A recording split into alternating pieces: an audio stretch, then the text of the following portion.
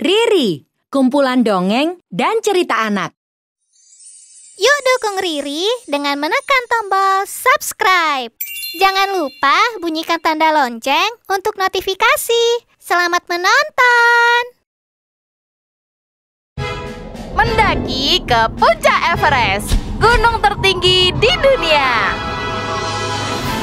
Siang itu, Bren sedang sibuk menyiapkan seluruh perlengkapan mendakinya. Sebagai seseorang yang suka berpetualang, ia berencana untuk mendatangi pegunungan Himalaya. Pegunungan Himalaya adalah salah satu destinasi impianku.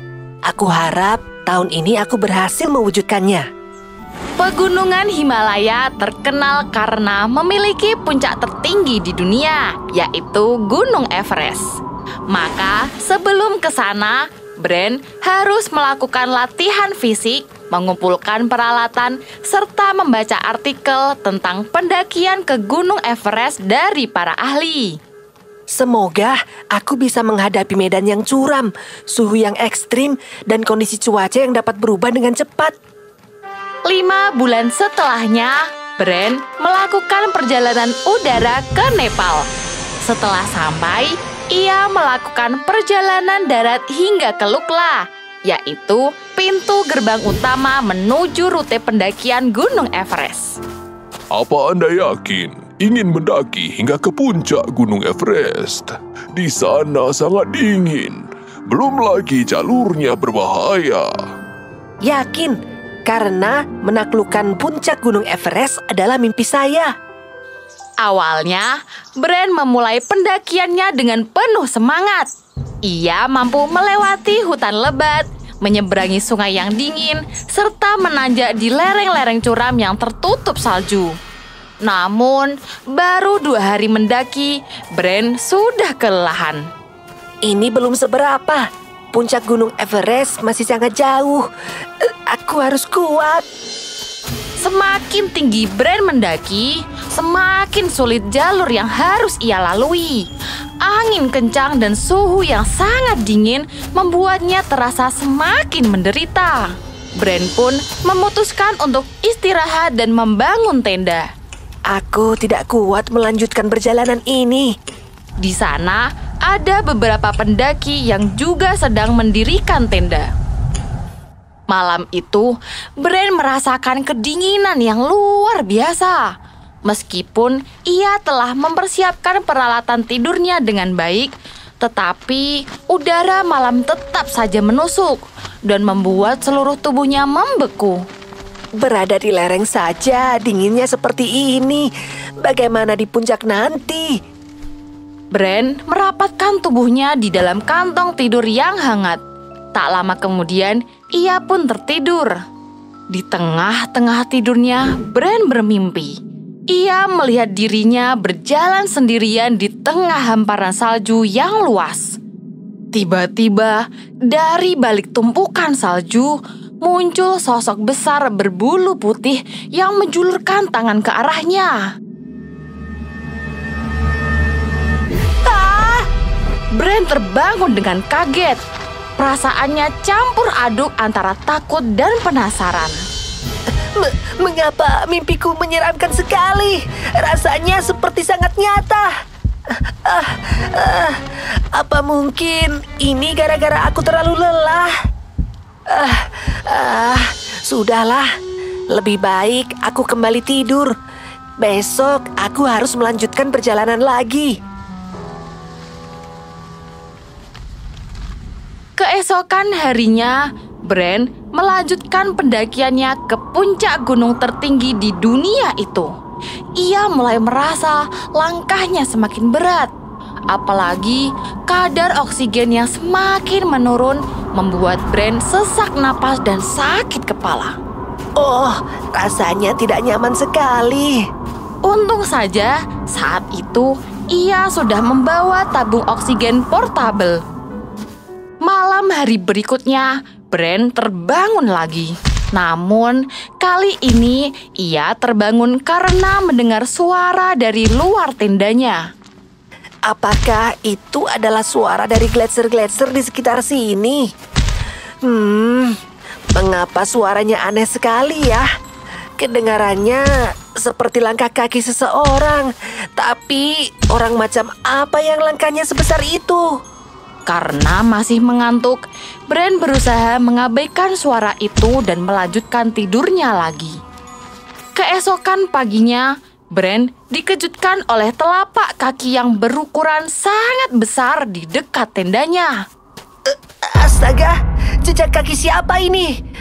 Jangan-jangan ini ada hubungannya dengan suara aneh yang kudengar semalam.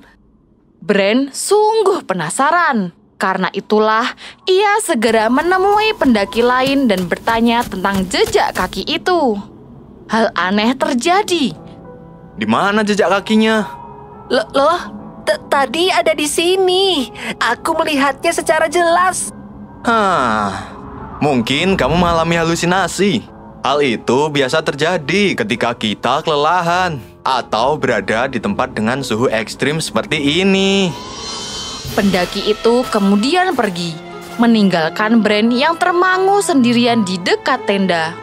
Bagaimana mungkin jejak kaki itu tiba-tiba menghilang? Jelas-jelas aku tidak berhalusinasi. Aku melihat jejak kaki besar itu di sini secara sadar. Kejadian ganjil itu mendorong Bren untuk mencari tahu siapa sebenarnya pemilik jejak kaki besar tersebut. Malam datang lagi. Bren sengaja tidak tidur karena menunggu kemunculan si pemilik jejak kaki besar. Apakah malam ini ia akan menghampiriku lagi? Namun, hingga tengah malam berlalu, pemilik jejak kaki itu belum juga menampakkan diri. Bren pun memutuskan untuk tidur sejenak karena ia tak kuasa menahan rasa kantuk. Suara langkah kaki yang berat membuat Bren terbangun lagi.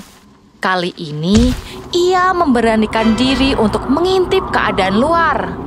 Tak lama kemudian, muncul sesosok makhluk misterius yang berjalan di sekitar tenda Bren. Dari belakang, makhluk itu mirip dengan kera, tapi berjalan tegak dengan dua kaki seperti manusia. Astaga! Mengapa makhluk itu seperti yang ada di mimpiku?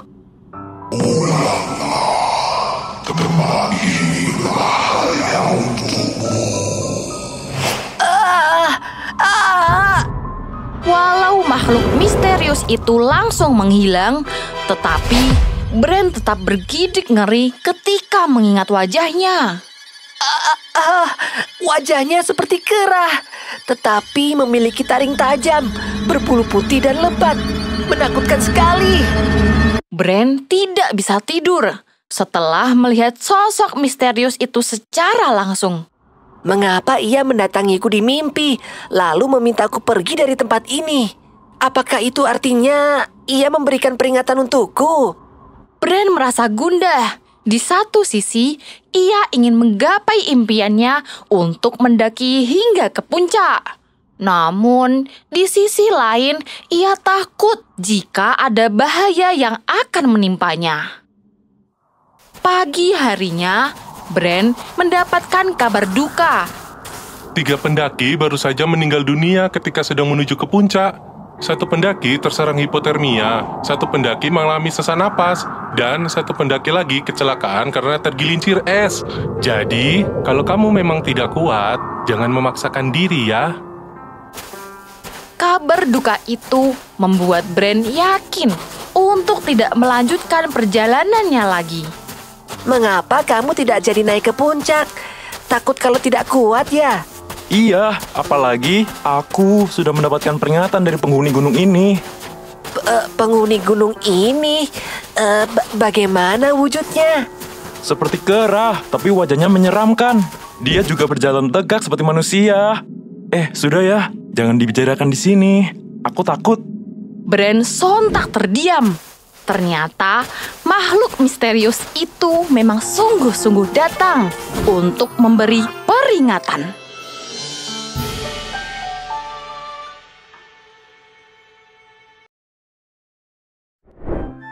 Sedang mencari buku dongeng yang lengkap? Ada Riri yang siap menemanimu. dengarkan Riri bercerita untukmu. Keledai yang ingin menjadi anjing. Tidak sampai di situ, masih ada hal yang lebih mengejutkan peternak. Keledai kemudian melompat ke atas pangkuan peternak. Karena badannya besar, ia tidak bisa duduk dengan seimbang. Tubuhnya terguncang-guncang. Semua anggota keluarga mulai menjerit.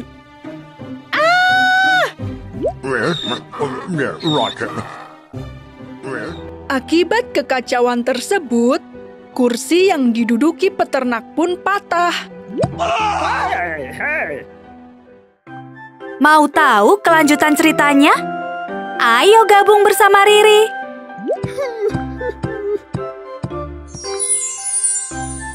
Yuk, download aplikasinya di Google Play Store atau App Store.